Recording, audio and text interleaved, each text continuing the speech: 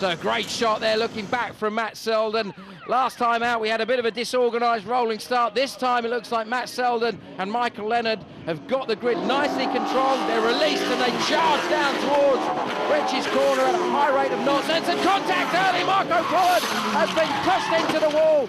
And that is a spectacular and expensive end. Stephen Taylor in the silver car backwards. And it looked like Stephen Rand in there somewhere. We're going to see a safety car almost immediately, Rob.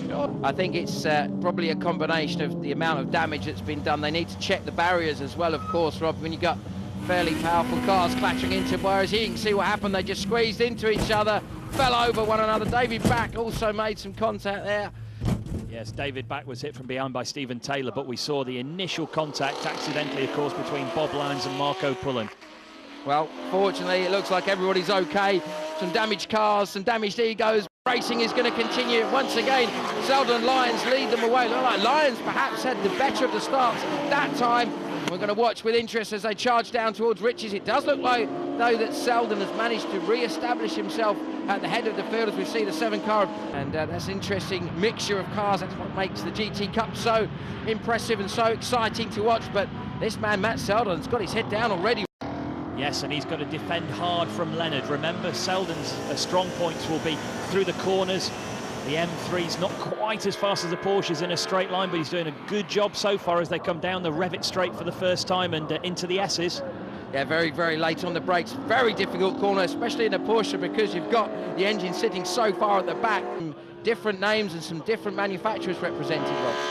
Yes, and of course the Aston Martin N24, the N stands for Nürburgring and the 24 for the 24 hours. It's been a car that's been specifically built for customers to do endurance racing. But of course, Leonard's got the benefit of having done one race already this weekend, whereas Matt Selden's jumping in a little bit colder, perhaps. Yeah, he's fresh into it. Of course, his father did the first race, came away victorious, so he's starting with all the pressure on his shoulders of a field of drivers who are kind of race ready, if you like, behind him. So, yeah, he's got his work cut out, and he is taking a slightly defensive line as they run up the front straight. Leonard cuts to the inside. Turn 1 is a right-hander, and yet Selden's down to P2, and Leonard inherits the lead.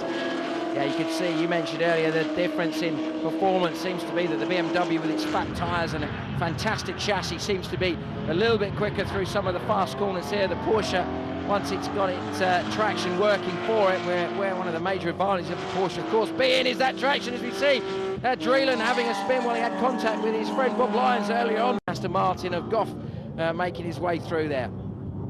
So right back at that battle at the front of the field then. Matt Selden right on the back of Leonard. Nothing to choose between them. Leonard takes the sneaky line through the corner, cutting as much of the curb as he can. Just pulls out a little now. Let's have a look from Selden's perspective. Is that Porsche getting any slower? I don't think it is. When he sits right on the back of the Porsche, he can stay in the aerodynamic toe of that car and can keep him honest in a straight line. And Leonard ran a little bit wide at turn 1, so that's handed the advantage back to Selden as they come into Sear. Well, is he going to have a go? Yes, he is. Down the inside. Textbook stuff. Brakes very, very late. Manages to get it done, but instantly Michael Leonard is back at him. He could see what was going to happen as a result of having to go so tight inside to get that move done. It obviously compromised his exit speed a bit, but Selden has seen it through. He's managed to just hold him back, and Leonard looks quite ragged as he goes into the second part. Looked like he braked a bit too late, Rob. Yes, possibly. Just a little bit too messy on the way into the corner, and that's cost him dear coming out. First part of the S's and back out again. Selden now has a bit of traffic with Bertie Carruthers in front of him to deal with. Oh, Selden's just got to keep his nose clean in traffic. You can see Leonard behind. He's got his headlights on in his white Porsche behind him, and if the BMW is held up at all at any stage in the traffic, he'll be right back onto the back of him. Gary Eastwood at the back of that group there. Yes, Ian Hartley defending from his teammate Leon Price there, teammates in the Fiorano team, and there we see the traffic coming into play again. The BMW is being held up by traffic on the last lap, and Leonard's right on the back of him, Simon. It's going to be a drag race to the line. Can the Porsche's power do enough to just overcome Selden? But no, Selden is going to hang on.